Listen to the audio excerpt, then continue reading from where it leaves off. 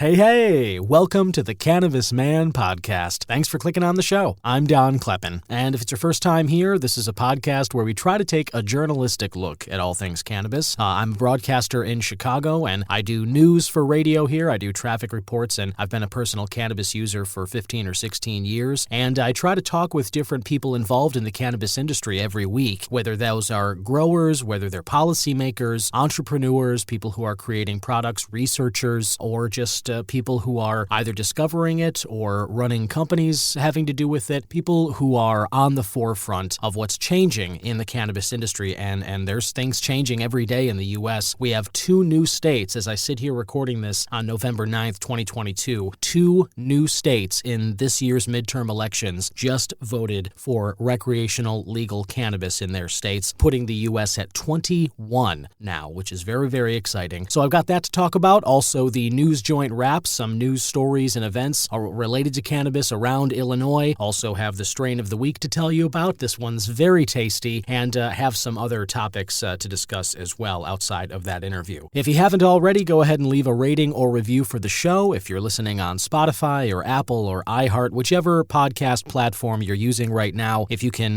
leave a rating or review for the Cannabis Man podcast, I would greatly appreciate it. And a big thank you to everyone who has already done that. It definitely helps me out a lot. And with that, let's get into this 30th episode of the Cannabis Man podcast.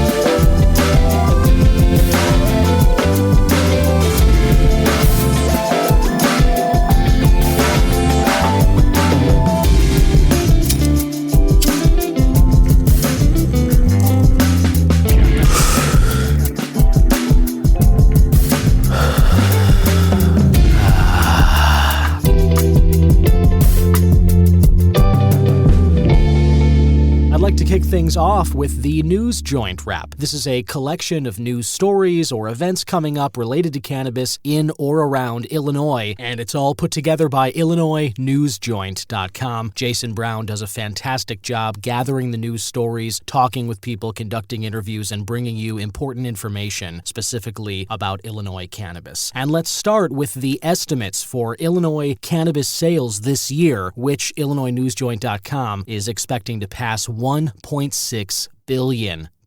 With a B. Illinois Department of Financial and Professional Regulation, IDFPR, announced October's rec sales totals. October adult use sales landed at $131,547,030.86. Some of that came from out-of-state residents, $40,662,000 in fact, and in-state resident totals finished around $90,884,000. That puts Illinois at $1.2 billion, a little more than that so far in recreational cannabis sales for 2022, and we still have November and December sales to tally. Estimates put Illinois surpassing $1.7 billion in cannabis recreational sales. And this is a story that came out last week, but still very exciting nonetheless. Diddy combs to acquire cannabis assets in Illinois. There's been plenty of celebrity cannabis endorsements from Ryan Sandberg to Mike Tyson. Also, Ric Flair was recently in the state, former wrestler there. And now the chairman and CEO of Combs Enterprises and cultural icon Sean Diddy Combs, formerly the rapper known as Puff Daddy,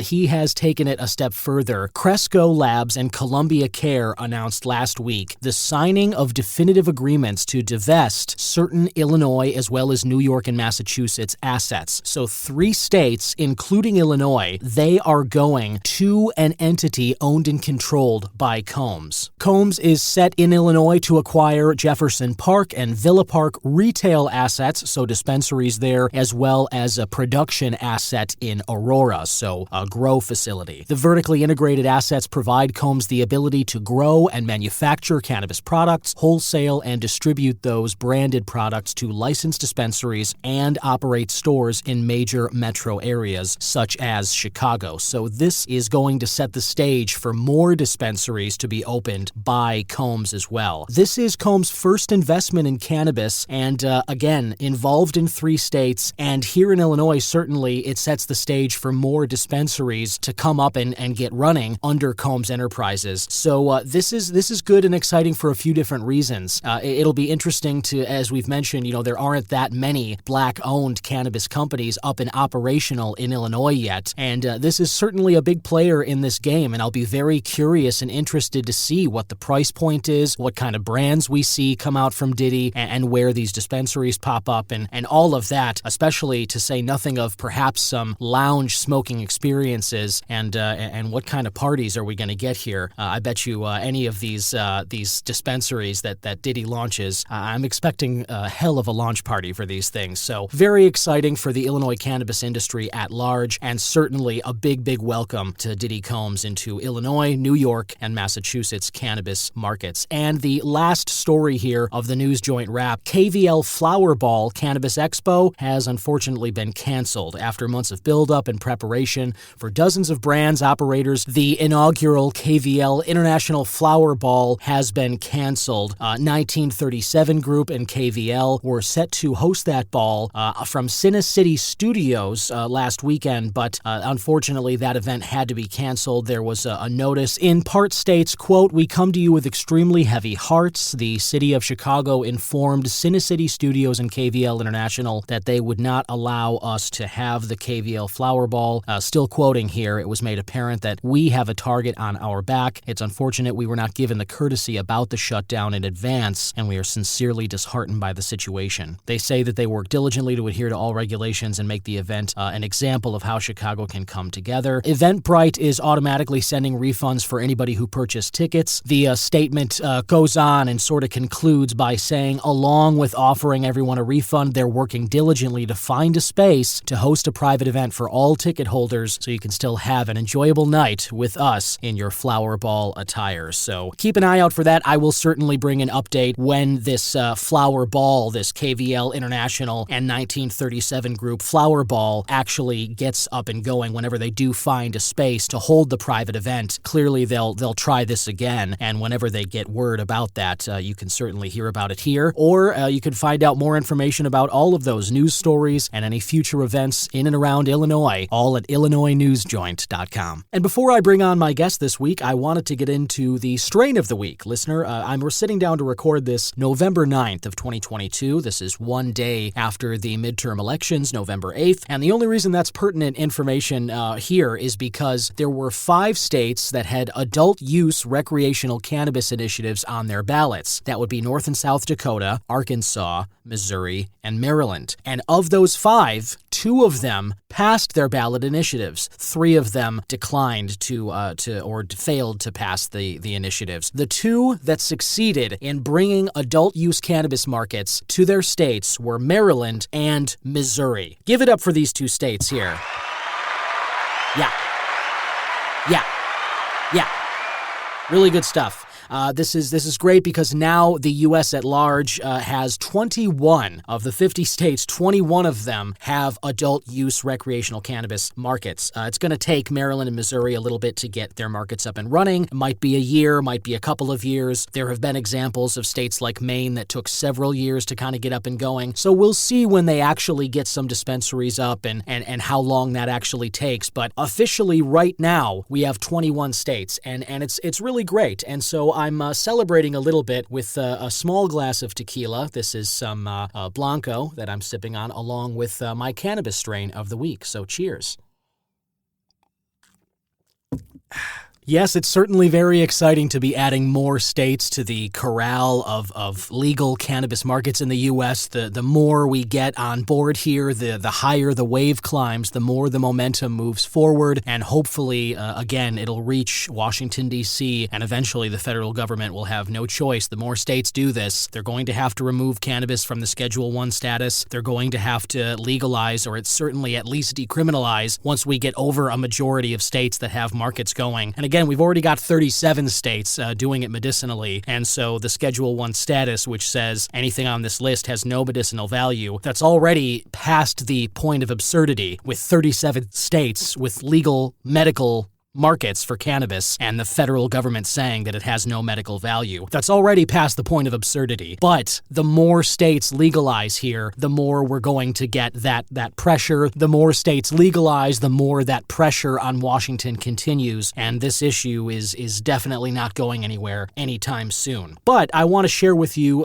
the very, very great strain of the week that I have been smoking on this week. And the strain I've got, it is a sativa. Shocker, I know. But the sativa that I've got going here is a relatively new strain. It is Glutang Haze, and it's in the form of pre-rolls from GTI's Dog Walkers. And if you haven't had these GTI Dog Walkers, that'd be Green Thumb Industries, these are excellent. I shared an image of this product on the show Instagram and Twitter pages at C-Man Podcast for both of those. There's also the Cannabis Man Podcast YouTube page. I've put some of these things up on there and some short videos and whatnot. So you can see a picture of these things. And the Dog Walkers, I just love them. They're very tiny. They're short. They're pre-rolled, but they're well crafted. The burn is smooth. I never have any canoeing or any weirdness. And they are just the right size for an afternoon walk if you are literally walking a dog, or if you're just needing an anytime pick-me-up.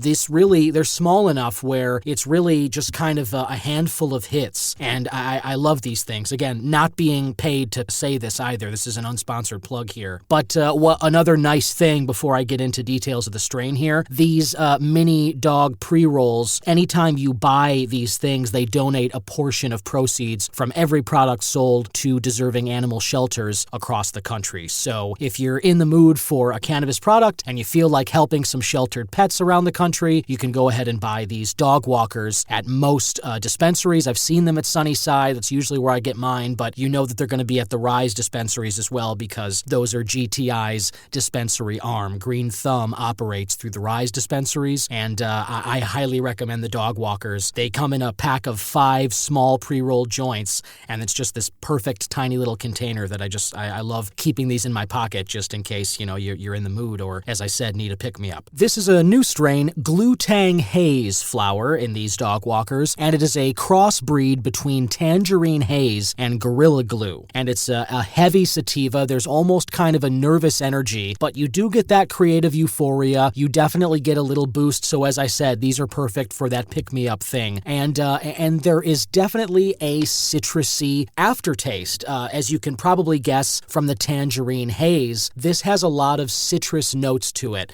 both in the aroma as well as the aftertaste as well. I enjoy it for the pick-me-up bit of it. This strain is interesting because there are some sativas which I feel like lend themselves to giving you the munchies pretty well. This strain does not do that. I've smoked a couple of these Dog Walkers now, and there's no hint of munchies at really any point during this any of these joints onsets for several hours after I hit it. I didn't really notice any kind of incentive to eat, or I didn't really feel motivated or like I had an extra appetite for anything. So munchies not really a factor with Glutang Haze, but as I said, definitely a good pick-me-up, definitely some good citrus, and definitely some sativa energy. If you feel like doing something creative or you feel like a daytime smoke, this Glutang Haze flower from GTI and in the form of Dog Walkers, highly recommend these things. They're tiny, but it's a little boost of energy in a citrus package, and pick these up at a GTI or Sunnyside or wherever dispensary you might find yourself in Illinois. Keep an eye out for the Dog Walkers and get yourself some Glutang Haze flower.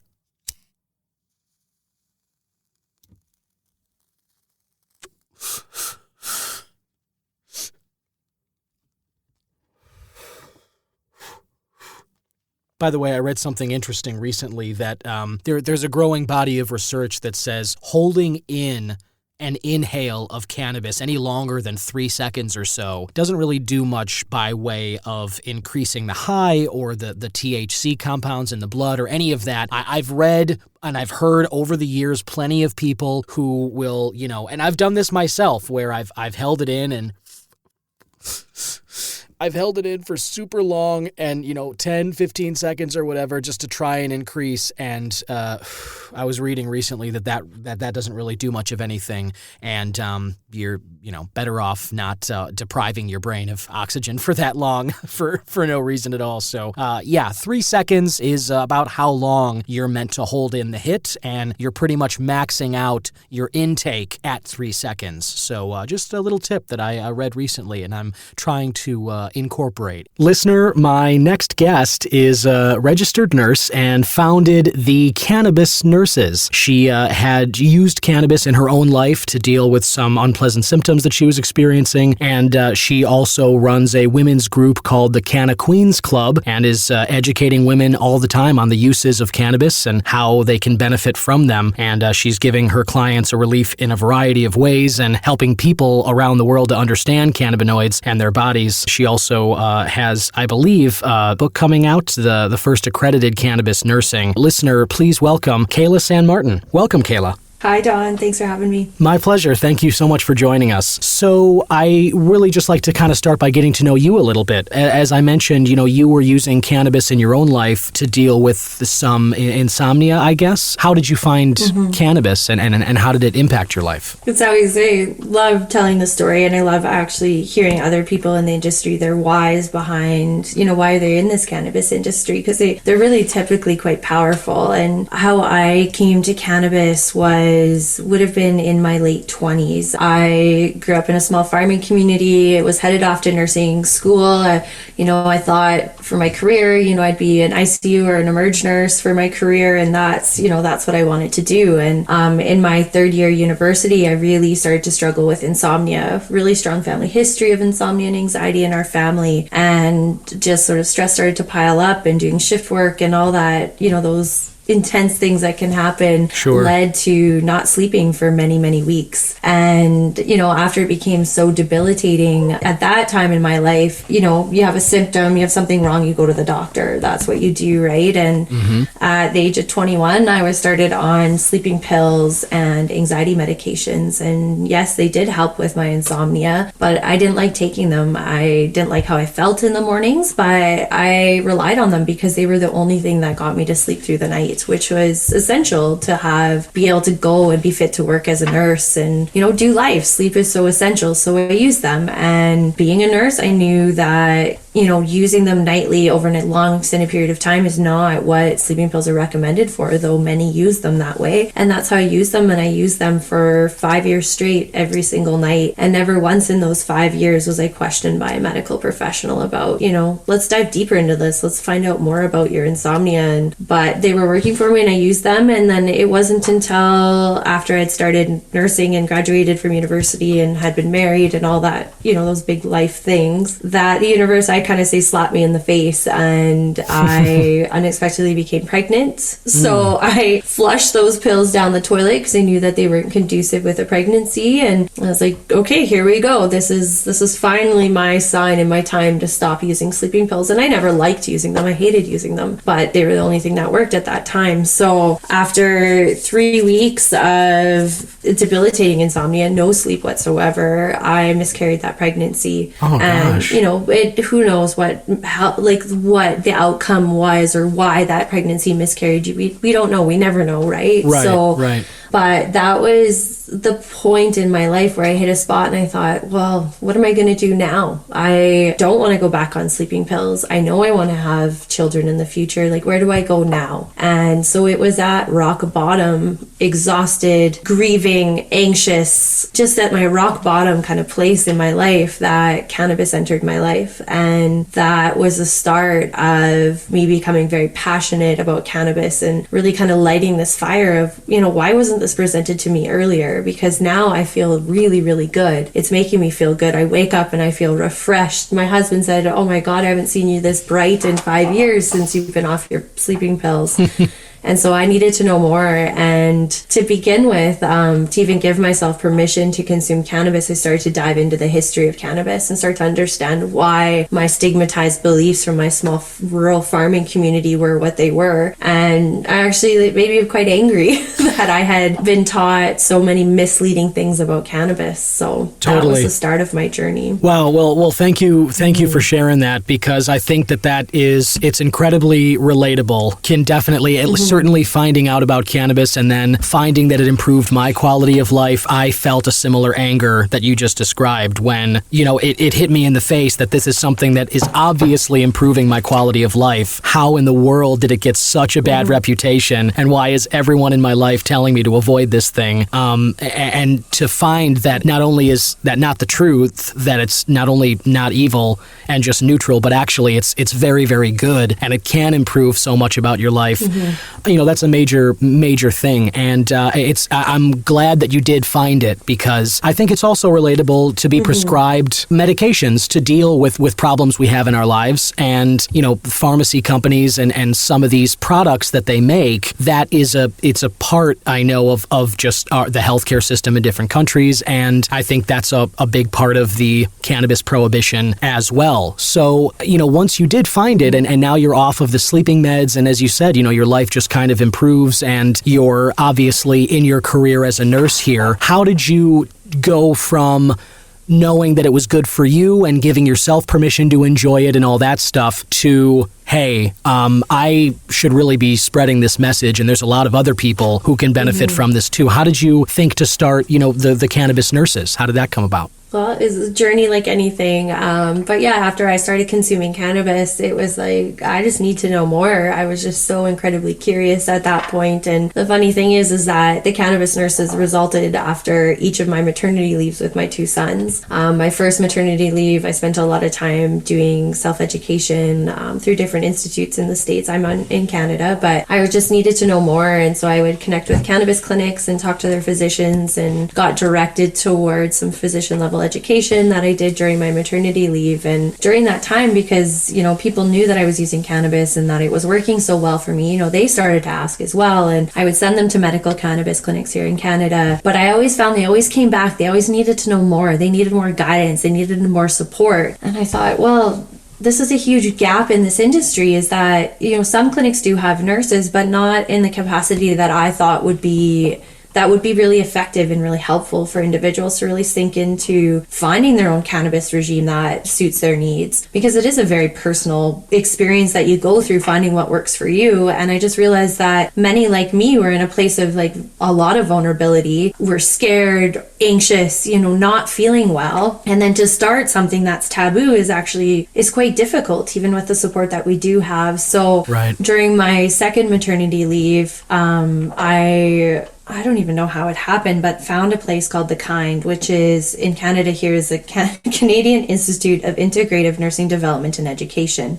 Wow. So it's a space here in Canada where educating nurses to come into the holistic space. In the States, you guys have like a holistic, American Holistic Cannabis or Nursing Association. So there's many more holistic nurses in the States than there is in Canada. And so I started to sort of dive deeper into their website and got really curious. And I thought, oh wow, I can run an independent practice doing what I want to do to support individuals as they start medical cannabis. And so I started to work with them and took some business courses with them about starting a practice as an independent practice as a nurse. And as I was going through that program, they caught wind of what I was doing and what I was formulating, about formulating my Canna Queens Club for women and my structuring my programs towards women. And they called me up and they said, we need you.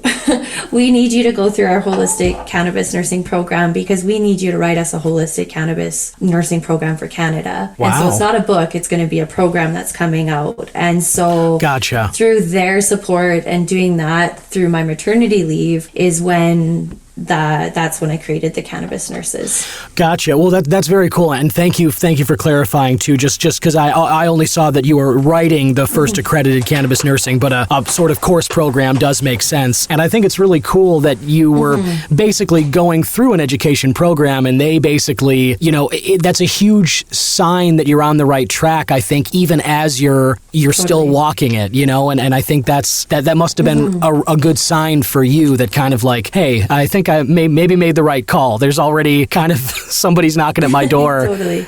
Telling me to keep going and doing this, and that's great. So instead of the universe slapping me in the face, they're patting me on the back and say, keep going. Yes, yeah. I mean, how encouraging, right? Like that really is great. So the program that you're writing, Cannabis Nurses, and the Canna Queens Club that you just mentioned to help kind of educate women on the uses and such. As you say, this is in Canada, and is it headquartered in any? Where are your headquarters, and kind of how can people get involved if they'd like? Okay, yeah. So I'm in Alberta, just outside of Edmonton, is where I'm located currently. Okay. Though my Canna Queens Club that I do is just a free club over Zoom that we once a month kind of gather together as women. I provide some education and then just provide some space to either tell cannabis stories or ask questions. And so that's just once a month. They can head to my website, thecannabisnurses.ca, and sign up for free on there to join the Canna Queens Club. And then down the line on my website will be more about the accredited holistic cannabis nursing program that's going to be coming out in 2023. So that's just in the works currently. Got it. That's very cool and good to know that this is because it's a Zoom meetings. This is a global initiative. Anybody anywhere could jump on to one of these meetings and learn more about cannabis and kind of how it can improve their life just by going to your website, thecannabisnurses.ca, and just kind of looking for the link there. Yeah. So the program that you're working on here, what are some of the, I would say, I guess, focuses of it? It might be a broad question, but I'm just kind of curious. Your website, The Cannabis Nurses, does have a lot of good information right at the front page about how some women's health sort of potential problems and how cannabis can help with those. Why do you believe cannabis, it's great for everybody, but why specifically for women? I believe that it's really, really powerful for women because next to the brain, the female pelvis has the most endocannabinoid system receptors, and the endocannabinoid system fluctuates alongside female hormones. So when we can come to a space and be educated about the female body and the fluctuation of the endocannabinoid system alongside the hormones, and then present them with, now you have your own toolbox. This is your wellness toolbox. If you know how to use it, you can tap into how you're feeling and then dose from there in a way that works for you. And so it's kind of switching the paradigm that we're used to in Western medicine of, I don't feel good, something is wrong with my body, I'm going to go to a physician first and foremost, which I did when I was first suffering with insomnia. They told me, this is how you treat it. This is how you treat it. See you later kind of a thing. Right. But cannabis is very, very different in the way that I want to provide people with enough education about themselves and help them discover themselves and discover the cannabis plant and how it works in their bodies so that they become empowered and autonomous in their dosing, because this is their medicine. I always call this people's medicine because, from ancient times, we've been provided with this plant, and that it needs to come back into our toolboxes, especially as women. And this is relatively, I guess, stereotyping, but typically a female figure in a family or in a society is a healer. It's kind of no different in nursing that we're mostly female dominated. So how can we arm women with this information about the cannabis plant and get them spreading this amongst their communities as the healers that they are, or just amongst their family members, and just empower them in their use so it becomes like an ancient tool like it used to be? Yeah, that's really great points all around there, and I think it does make a lot of sense. As you said, it's not stereotyping to say that I think that women typically and traditionally are healers, and most, there are a lot more female nurses than male, and I think that just falls into place with one another. And another part that you mentioned, which is also very, very true, is I always kind of, once I started delving into cannabis myself and just kind of learning more about it after, using it and all that, to find out that this has been something that has been not only utilized by humans for tens of thousands of years, but we've also evolved alongside of it so that we have that endocannabinoid system that you just mentioned, that this is something that's not like when you first ingest it.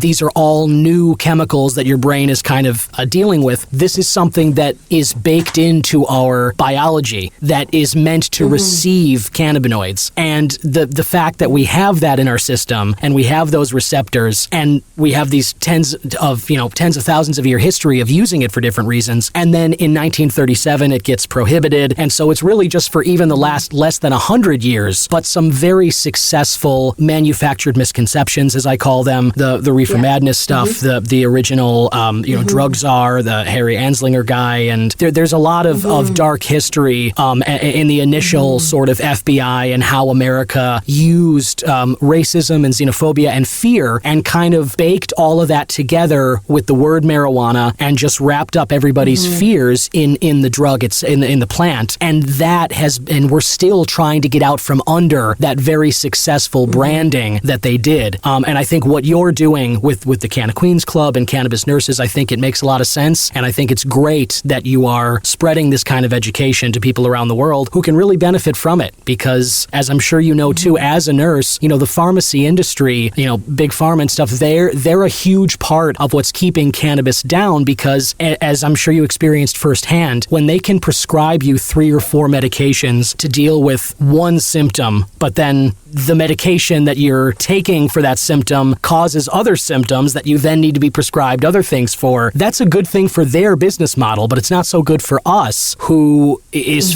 feeling this weird cocktail of all these substances, as opposed to maybe cannabis alone would be enough to get you into a better place. And I think that what you're doing is great, and I hope that soon we can kind of get out from under that, this negative connotations that everybody has. The stigma is very strong still, but, people like you and others, I think, getting the message out there, it's the waves are going to break the wall at some point. The momentum is there. I think you can feel it. And every individual that I interact with, either on like a one-on-one basis or in group settings that I'm teaching, my teaching starts with the history of cannabis. It doesn't start with the endocannabinoid system and all of those kind of jazz. It starts right with the history. That's a good choice, because you don't want to leap ahead too far. You want to start at the beginning for sure. That's good. And it's like a piece for me to give myself permission to unapologetically consume cannabis because it worked for me, was knowing about that history. So I want to empower people with that knowledge and being aware of, examining that time in history. It was just such a prime time as we had like the rise of neo-Nazism and the idea of race purification. It just hit at such a perfect time to create such a perfect storm and such a powerful storm. And so if we can start to bring that knowledge to the people, then that's when we really start to see a change in stigma. Right on. And it's another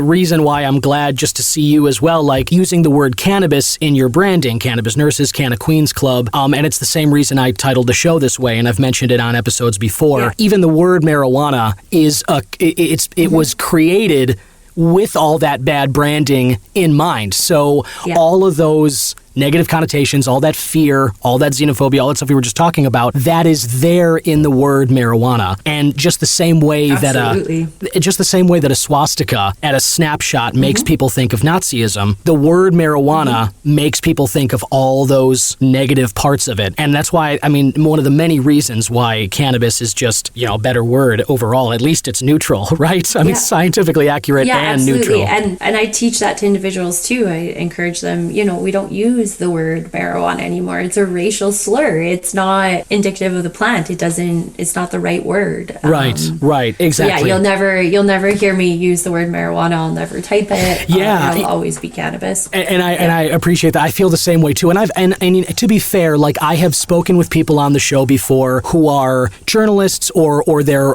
representatives of government, and there are certain things, like for instance, when the government makes like the Safe Banking Act or the marijuana, the MORE Act they were considering the Marijuana Opportunity Reinvestment Act, all that. When they're using it in an official capacity, the journalists oftentimes are powerless to change that because they, in order to be factually accurate, they have to use the language the government uses. So I understand when someone tells me they wrote an article and that's why it's in the headline or that's why it's in their body or whatever. So I do get that we're still kind of, people have to know what you're talking about and we're still parsing the language out. But this point that we're talking about right here, that basically marijuana is a bad word, it's a slur, and it shouldn't be used anymore. I do hope that this starts to percolate out into the general populace and everyone's consciousness, because every time I read marijuana in a headline or I hear somebody say it in a public forum, it almost then sort of primes me to think that they're on the negative side of it, right? Like if you use that word, it's kind of like,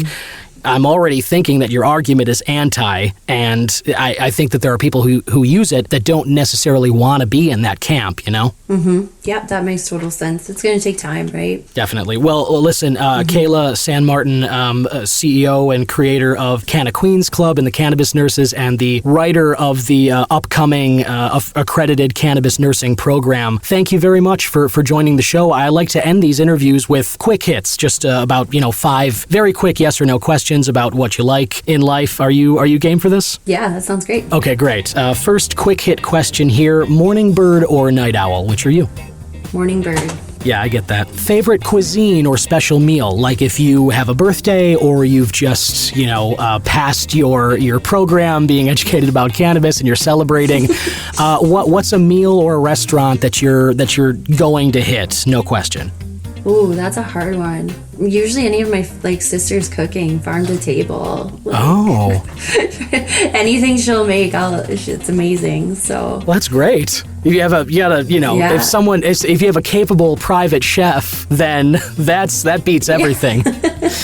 Yeah, restaurants don't quite compare. Pretty lucky. yeah, that's awesome. Well, good for you. So anything your sister makes qualifies then. That sounds good. A drug of choice, I always ask this of all my guests, meaning what's your daily fix? It sounds, I gather from you and I both, cannabis is high up there, but I also am curious, do you like coffee or tea? Are you a wine or a beer drinker? Is there any other substance that you kind of lean on in a regular capacity? I'm definitely more of a tea drinker, but probably hemp hearts are in my daily everything to get those omega-3s and 6s in for anandamide. So yeah, omegas are huge, and then cannabis is always in there. Right, that's perfect. Did you? I just want to make sure. Did you say hemp parts like other hemp parts? Yeah. Okay, and I'm just kind of curious. How do you personally? How do you go about working those into your day? Oh, usually always with breakfast somehow, either if it's with the yogurt or on toast or whatever it might be. But usually to start my day, I always think, okay, how am I going to nourish my endocannabinoid system? Because it's our circulating anandamide is always at its lowest when we wake. So getting in a fermented food, so a yogurt or sourdough, and then having those healthy fats from the hemp parts, having those omega-3s and 6s in there. And so that's typically how I start every day. Wow. This is great to know. I'm going to start looking for those. And some CBD.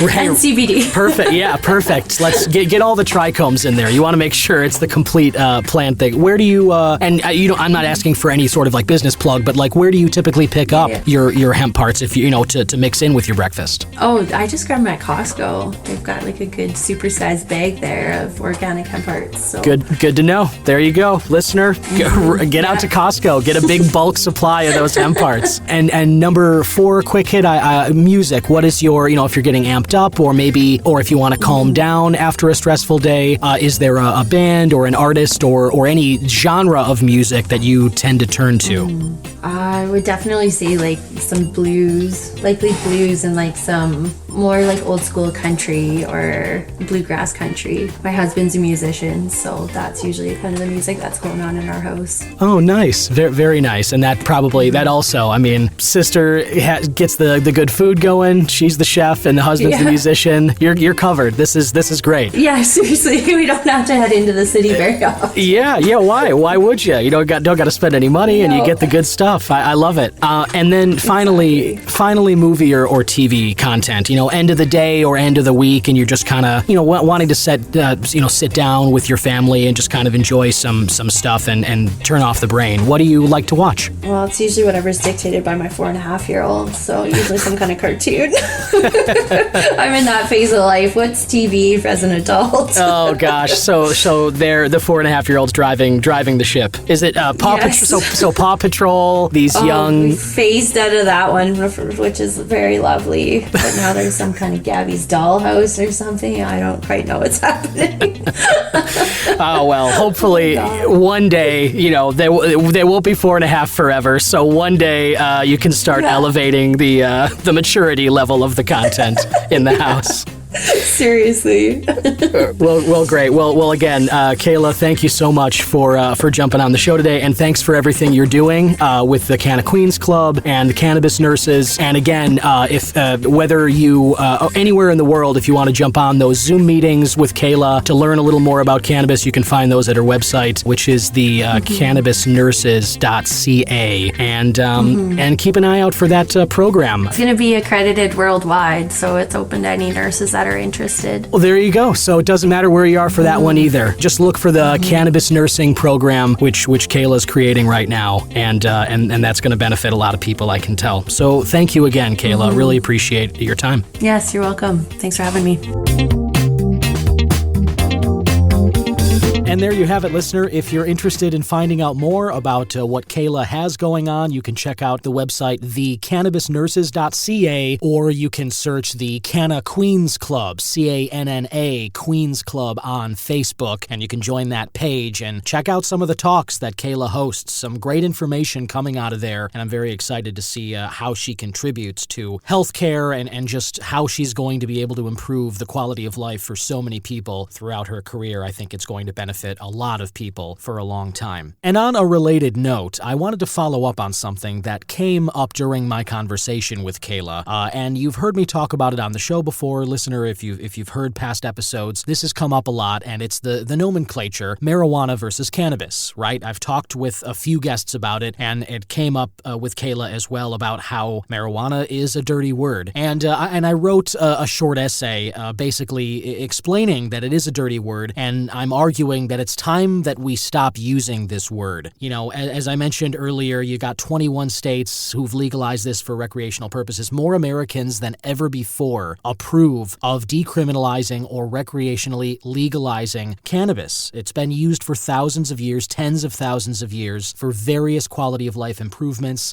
You've heard me talk on the show already in these 30 episodes I've done. There is compelling evidence out there already with how much and how many different ways your life can be improved by introducing cannabis into it. Again, I'm not saying it's perfect for everybody. I don't think it's just a panacea. I don't think it's a perfect solution. But it's clear, beyond a doubt, I believe, that there is medical value and there's recreational value to it as well. And it's important to, as we move forward and when the federal government does get its act together and finally decriminalize this and remove it from the Schedule I substance, I think we should move forward with a clean slate. And in order to do that, we need to be using a word that is neutral, that doesn't have this baggage of xenophobia, of manufactured racism, of fear-mongering, of lies.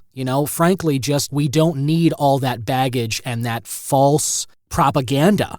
All of that is wrapped up in the word marijuana. Anyway, I go into some more detail in the essay that I wrote, and I'm going to share this paper. I will put it on the show website and social pages, and I'll send it out in a press release as well. So if you're interested, you can read more. And finally, lastly, before I let you go here, listener, there was a story that came up that I thought was worth your attention as well. This is an article that I found. It's on the growthop.com, and it was published on October 20th, so this is a few weeks old, admittedly here. But the headline is, After Weed Trucks Seized in New York, Uncle Bud Launches App to Gift Cannabis. Consumers donate to receive cannabis flower, vaporizers, edibles, cartridges, and pre-rolled joints with same-day delivery. So Uncle Bud is a Harlem-based business. First came on the scene, some colorful cannabis trucks have been moving around New York. You might have seen some images of these or some articles that have come up about them. Consumers would go to the trucks and basically could donate or received gifts of cannabis. But after all 12 of the business's trucks were confiscated by police last month, Uncle Bud now offers same-day delivery across the city with the launch of a new app. Uncle Bud is quoted here saying, "Since our trucks were confiscated, we rolled out a high-tech Uber Eats style weed delivery app." He goes on, "It's very simple. If you're 21, you get on the app, upload your driver's license, pick out what you want, and someone delivers it." End quote. And I just thought the innovation is really impressive. Someone's got 12 trucks rolling around New York, and I love the notion of being able to donate or gift it. I just wanted to applaud the innovation of creating this app. I also love the notion of kind of gifting and donating cannabis to different people. I mean, if you have a grow operation or sometimes, you're flush with it and you just sort of, that there's other people out there who could, who are without and could really use it. The ability to kind of donate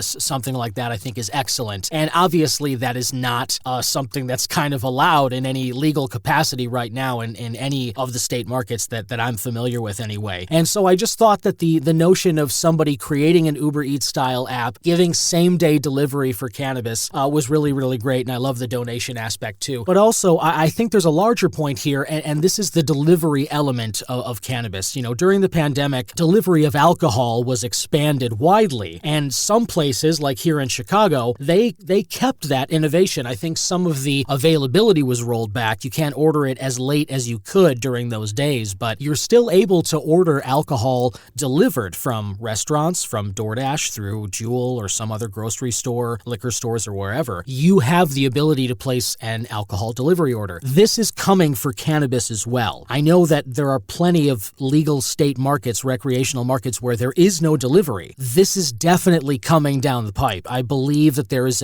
something in the works for Illinois as well. I would not be surprised to see a pilot program sometime in 2023 testing out delivery service of cannabis. Who gets in on it? I'm curious to see, but my gut tells me that it's going to be like the DoorDash, like the Uber Eats, that they're probably going to be first in line for these delivery things. They already have the infrastructure in place, and if they can just sort of add it to their app, which everybody's already using, kind of like they did with the alcohol, it just seems like the path of least resistance there. So I'm expecting that to come around the other states as well, and I just thought it was very interesting that in a very short amount of time, this Uncle Bud business in New York was able to get this app up and running and get that delivery functionality going when all their trucks were confiscated. Either way, I applaud them and I applaud the notion of, as I say, delivering cannabis, because I think that it's going to make, a whole lot of difference in people's lives too, especially medical patients who, they do have caregivers in some regard, but if you have that delivery person, I think that there's a way certainly to figure all that out. And I believe that it will be figured out, and I think that that's going to be exciting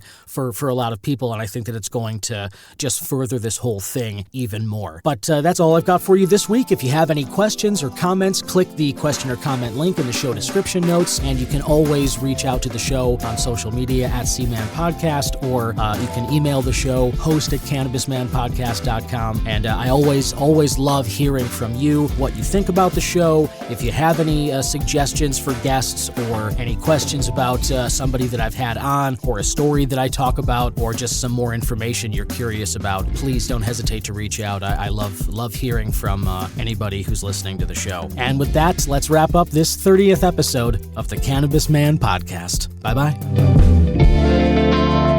Cannabis Man is an original production of myself, Don Kleppen. Original theme music by Yusu Kim, aka Goodson. Other music by Pat Perez, and logo designed by Vorbroker Media. If you like the show, please rate, review, subscribe, and share whenever you can.